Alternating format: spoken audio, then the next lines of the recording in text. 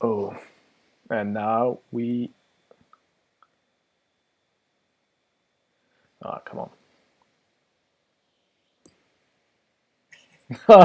It's so slow. The suspense is killing me. It says starting, receiving your content, your audience. And we are live now according to YouTube. Okay. Take it away, sir. All right. Good afternoon, everyone, and welcome to this first YouTube video live stream for the School of Thought YouTube channel. Thank you very much for joining us.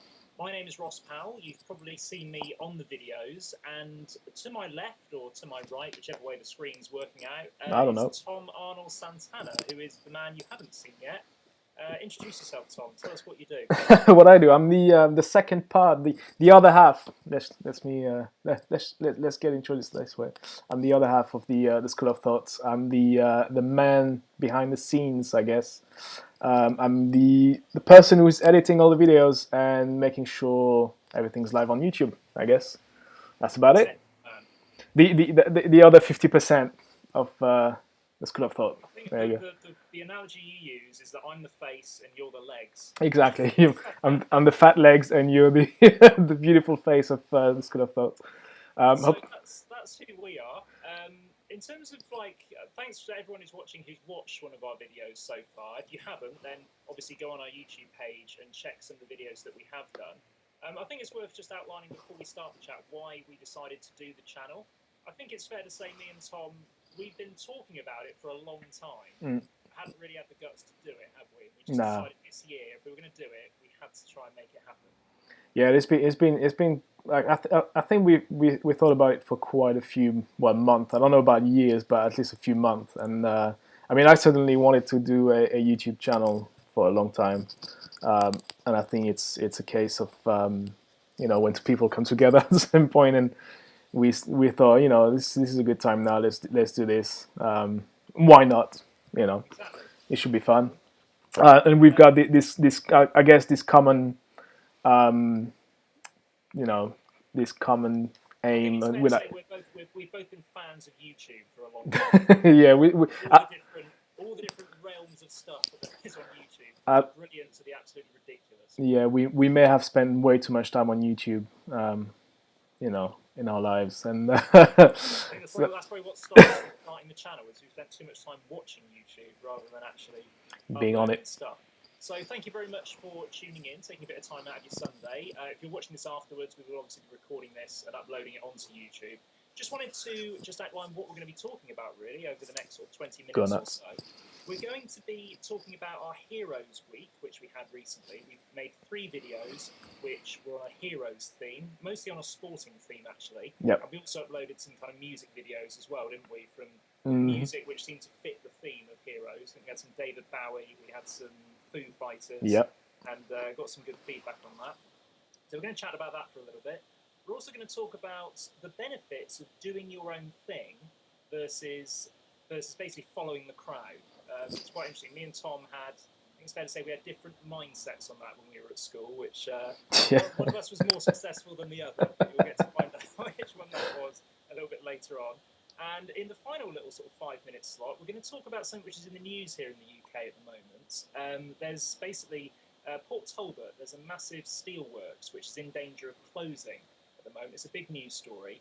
And we were just going to kind of link it to what it's like at the moment because, no job is secure these days. And we were kind of thinking that maybe, it's time for people to be a bit more self-sufficient with the way that they think about work. And we're going to talk a little bit about how maybe you can perhaps branch out a little bit in your work life and start being a bit more self-sufficient. We are doing, of course, our Motivation Monday series, so that'll be something we can talk about, and also we're going to summarise what we've got coming up as well. So, without further ado, let's get into the Heroes. Jeez, the Heroes. Two of those videos were basically filmed on the same day. It was a great day for English sport, which there aren't many of them, so we thought we might as well make one. First of all, England got to the final of the T20 cricket competition.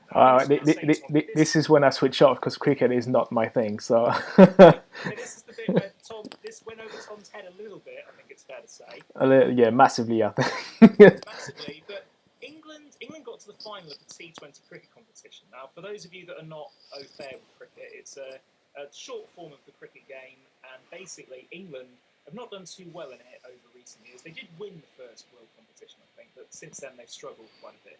And it was a thrilling finish to the game against Sri Lanka. And England's batters and bowlers really stepped up to the mark, held their nerve, and, in my opinion, became heroes because it was a really thrilling finish to the game. And we also did a video on the football match later that evening, the England-Germany football game, where England were 2-0 down, away to Germany. And I was watching it with a friend, our friend Paul Calvert, who you'll see in that video. And we were kind of thinking, oh, this might be a bit of a damage limitation exercise. But in the second half, England came back and won the game 3-2 with 2 brilliant goals. And we just thought, these guys are heroes. This will be remembered for ages. And then the final video we did was much lower down the sort of sporting pyramid, if you like. It was Bath City Football Club, my local football team. We did a video on a young lad called Tyler Hardy, who, in my eyes, is going to be a hero forever at Bath City Football Club. And I think the reason we decided to do that one is because the England cricket team, the England football team, they're kind of they've reached sort of national sporting status already, but Bath City is very much local football, and this guy, thanks to the help of YouTube, it has to be said, I think the last time I checked, his winning goal from the halfway line has something like 220,000 hits on YouTube.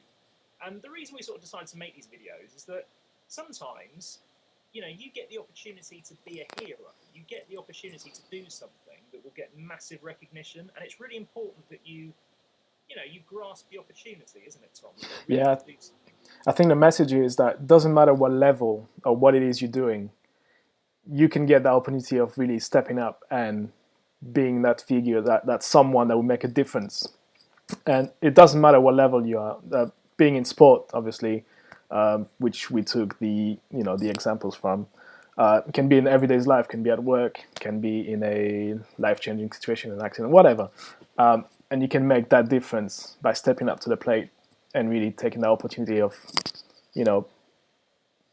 getting to a higher level, I guess. So I guess the example, the Bath City, player we took the example from, I think is to kind of illustrate that it may not be the Premier League, it may not be the Champions League, but he still made that difference. He took the opportunity to kind of change. I'm going to say destiny, but that's a big word, You could have changed the destiny of last season. Yeah, there you go. Without that goal, Bath City could be in the bottom. What is it? Bottom three now, right? Which they're not anymore. And in that kind of goals, that kind of situation can change the whole season, can change the whole mentality of a team, right? So, I think that was a great example of taking the opportunity and making it to the next level. I think that was great. That's why I like the video. Certainly, the subject very much. And again, that's why I think it resonates with people. It's because I was telling you in one of our private Skype call, and I was saying, it's almost like of course you didn't like the analogy I used, but it's almost like a Sunday pub team, and you take that goal, that last second goal, and you make it, and you're kind of the hero for a few minutes. So that kind of level. And I think I mentioned Steph Curry. Yes. The basketball player. So I'm a massive basketball fan. You're more of a cricket and football. Obviously, I love football too. But my background is more in basketball. And obviously, when you think basketball, you think massive guy. 6'6", 6'7", out of the norm. A lot of muscles, very fast, very strong people. But so you can't really relate. And certainly myself as a. You know what I'm saying. You know where I'm going to with it. So then there's this guy right now in the NBA called Steph Curry, who's the reigning MVP, so the best player, the most valuable player in the last couple of seasons, and he's going to be voted in again this year, and his team is doing fantastically well, again, during the regular season. And the reason why it's so popular with kids, and certainly my generation and the younger generations as well, is that he's just a normal guy. He's like our size, really, in terms of heights. and obviously he's got a bit of muscles, but he's not, you know, a massive bodybuilder kind of kind of He doesn't look out physiques. of the ordinary. No, I think you well, said if you walk down the street, you yeah. wouldn't think, whoa, that guy's obviously a pro basketball player. You walking down the street, you probably walk past him and say, oh, he's slightly a little bit taller, but you know, nothing massive, nothing different. It's not like if you see Michael Jordan down the street and he's like, this guy's like 6'6", and you'd be like, oh, you know, that guy obviously is a basketball player. So What is it about his game that is making him the most valuable player? What does he bring to the table? what does he bring? He's got that shooting ability, so he can score pretty much from anywhere on the court. So that usually you're trying to get as close to the basket to, you know, make that layup and score 2 points. But he can score in any position, anywhere on the court, and with ease. And he actually means it. It's not like it's a mistake. And so he actually practices a lot every single day. And the interesting thing about him is that in terms of practice and taking it to the next level, he's actually you can YouTube it as well. You can see his training sessions where he's literally dribbling with a basketball and a tennis ball on the other hand, and then switching them around and then, you know, taking shots mid court with three people on top of him. You know, it's kind of mad, but that's how you get to the next level, and that's how he's differentiating himself with the rest of the crowd, I guess. That's something worth touching on actually, because obviously a lot of sports fans in this age where so much stuff is on television, so it's so easy to be an armchair sports fan. I think these days, and you see these people doing their thing for 90 minutes in a football game or a basketball game, but that's the side of it you don't actually see, is that these people practice for hours and hours and hours every week, and it's hard practice. Imagine you must have practiced for many years to be able to dribble 2 balls at once, and to get that good doesn't happen by accident. So if you want to succeed in something, you have to put in the work. There's no shortcuts. You have to push yourself to the limit. But you practice every day. Yep, that's the thing behind that. That's the message behind what he's trying to portray every day. And the videos he's releasing on YouTube is that he's the average size, the average height, but it's not. I didn't know he was. So is he doing some YouTubing as well? He's not like I guess it's more like a marketing thing, like team around him. But there's a lot of videos released about him. He's probably got his own YouTube channel as well. I have to confirm that. But yeah, there's a lot of videos about him, showing him how to practice and what kind of drills he's running and things like that. So it's always a good thing to go and check it out. If you don't have to be a basketball fan, but I think it's a great thing to kind of go and Google Steph Curry training drills or drills. That'll be. Oh, I dropped it up. You kind of see what it is to practice every day and be kind of at the top. So I suppose he's putting in the hours on the court in practice, but when the game time comes, he obviously has to be quite mentally strong to do as well. Sort of he's doing. He doesn't freeze on the big occasions. So he's not. He's mentally as well very strong. Yes, he's. I mean, just this season they're going for the an old record, which is very hard to beat, which is an NBA regular season is 82 games long, and the actual record I think is held by the Bulls, Chicago Bulls in '96. I think they finished with 72 wins and 10 losses, which is very hard to do, and they're gunning right now to go for 73-9. And they are at the moment 71-9. So there's two more games for them in the season, and they can win. They can beat that. Before we round off this little heroes section, I couldn't leave without paying homage to the Olympic legend that is Anthony Joshua, who has now become heavyweight British champion, last night. World heavyweight champion inside 2 rounds, which is quite incredible. He blew Charles Martin out of the water within 2 rounds, and I haven't seen it yet, but from all accounts, Charles Martin was glad it was over. I mean, to me, boxing is is probably the sport that requires the most hard work, I would say, because it's all about strength and it's not something that happens overnight. There's a lot of training that goes behind it. So certainly, and I think I learned to appreciate boxing and boxers. I mean, thanks to you, I think. So you did a lot of boxing, didn't you? I've done some boxing training in my time, and it's obviously not on the level of Anthony Joshua, but it's I've got appreciation for what they put themselves through. It's not just the physical training; it's the dieting, it's the discipline that you need to really get to the top. And I mean, with team games, I think sometimes if you're having a bad game, if the people around you are good, you can sort of just drift along with them to an extent. But with boxing or swimming or any individualist sport, if you're not on game, it's all up to you. It's over.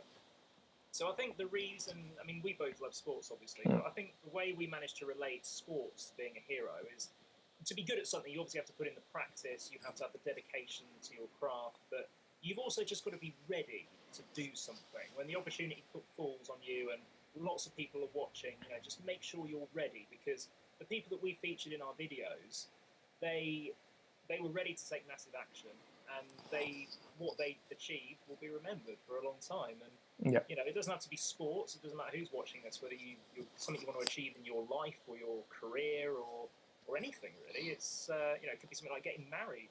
You've got to be ready to step up to the plate when the time comes. And hopefully those videos will help you. That best man speech, Yes. Is that online? Can people like that? No. No. Oh, I don't think anyone's made. Certain people's eyes. Yeah, Tom, and you did. Well, we went to a wedding a couple of years ago. Yeah. Tom not only played the guitar, serenaded the bride and groom, but also did the best man speech. That's a good example. That was a lot of work. I mean, I'm not someone who's very I don't like public speaking, and which is a bit of a weird one. If you're on YouTube, that's kind of it's the epitome of public speaking. Yeah, exactly. It's kind of the that's kind of mentality I've kind of developed in the last few years, where I'm thinking, you know what, there's a lot of people out there that are just talking their mind and saying what they want to say out loud and in public, and just live the life they want to live. Why should you always take the back seat? Why should you always stay quiet? And I thought, you know what, and a few years ago you would have told me I would have played guitar in front of, well, how many guests were there? Like about 80, 70? Something like that? Oh, more than that. More? Well, 200, I think. No, maybe at that point, yeah. And then deliver a best man speech, I would have said, nah, no, thank you. I'm not I'm not going to do that. So Sterling job. Oh, thank you. I think that kind of links quite nicely actually into the next thing we were going to talk about actually, which is the sort of there's two ways I suppose you can live your life really. You can do your own thing. You can be a maverick, if you want to call it that, someone who does their own thing, or you can try and follow the crowd. And you can try and follow the sheep, the masses, whatever you want to call it. We were talking the other day, me and Tom, about when you're at school. I think it's quite hard to do your own thing because when I was a teenager, I certainly didn't have the confidence, I don't think, to do my own thing. I tried to, I wouldn't say follow the cool kids. I wouldn't say I was part of that crowd, but I tried to follow a certain group, and it probably didn't come off that well because I was trying to be someone that I wasn't. But you, Tom, you just didn't care. You were doing your own thing. Tell us a bit about your formative years. I was quite the opposite, where I was kind of not the bully, but kind of. No, maybe not. But kind of loudmouth and always talking back to people. And it's for some reason I kind of changed over the years. I think between me being being at school in France and actually moving to the UK, and that's why we met at university. Certainly at university I was a lot more quiet, at times. But yeah, growing up in France, I was a lot more talking back to, maybe not to teachers, but to other students, and kind of, I'm not gonna say like set the trend at all. That's what I'm saying. But I wasn't following anyone else. I was doing my own thing. I was hanging out with people I was comfortable with, and what do you think the benefits of that were? Well, you kind of, it's I don't know. I think you kind of develop your own personality and your own. I think you're a bit more critic about what's happening around you, so you certainly develop something that is strength of character, I think. But I don't know. How about you? What do you think? What would you have changed, or what would you have done different? Well, what did that? I remember. Oh, Hang on. Okay. Oh, wait. Sorry. You're too fast. Stream resume. There we go. Okay. All right. Welcome back to part two, little commercial break where no adverts probably came up. But yeah, we were just talking about being yourself and having the guts to be yourself, even though even now, to be honest, sometimes if I'm with a new group, I'm a bit self-conscious. I'm not really the one leading the conversation, but I notice like when we've been on holiday recently, Tom, we met a lot of people out in Canada at that Yeah. wedding we went to, and you are very confident when you're around new people. Like you don't seem to struggle with that. I suppose that's a mentality you've always had. Yeah, I guess it is. I mean, parts of it is down to your personality and how you kind of put yourself out there in those social situations. But I think it's once you get into that kind of mind frame that the people you're talking to are going through the same thing that you are. They're not. I'll tell you when it's on. Okay. Stream complete. No, it's not complete, son. There we go. Stream resumed. I don't know what's happening. We do apologize for the technical difficulties, but it's our first, and one of us is in London, the other one's in Bath, and we're using cheap equipment, I guess. But we'll not let that take us down. We will talk. Anyway, let's maybe move on to the last last subject before YouTube implodes.